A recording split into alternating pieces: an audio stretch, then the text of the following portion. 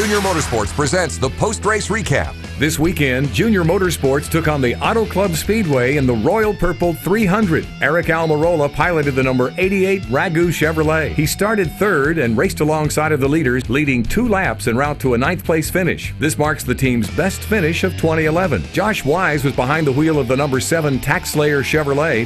He started 6th but battled handling issues throughout the race and brought home a 16th place finish.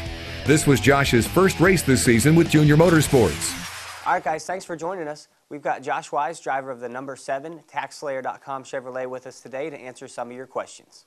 All right, now our first question comes from Tracy S. from Facebook, and she would like to know, racing close to family and friends at home, she wants to know if you had any special guests this weekend. Yeah, I did.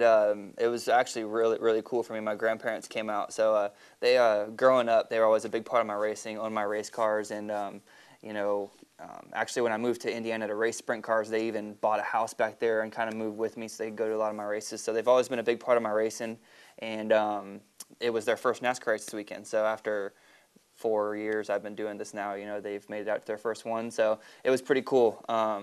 They enjoyed it, and it was big for me to have them out there just because they're been such a big part of my life and my racing career. All right, now our next question comes from Twitter, and it's from MUTiger88. And they would like to know how the seams at Auto Club Speedway affect the race car, and how do you personally try to attack the racetrack with the seams?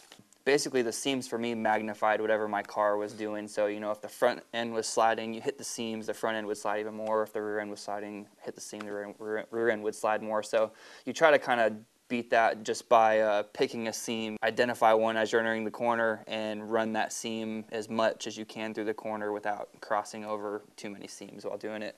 Our next question is from Twitter, and it comes from Goaltender34, and they would like to know, as a young driver, what's some of the most valuable things that you take away from a race, and if you have any specific mentors that you look to.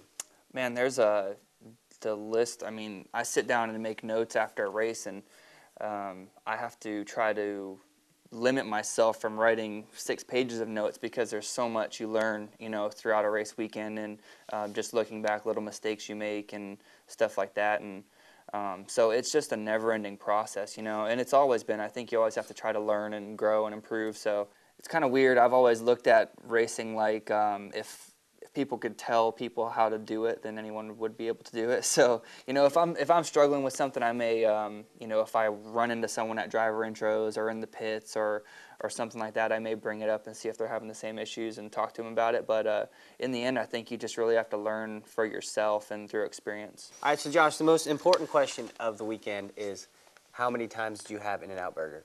Unfortunately, only once, but that's a must anytime. For anyone who's never been to California, I think everyone who's been there and had In-N-Out knows that it's a must-stop. It's special. Place. Double. Does that make sense? Must-stop. Got to go there. All right, guys, that's all we have for this week. Be sure to check us out in 2 weeks for our Texas Race Rewind, and go ahead and submit your questions via Facebook and Twitter.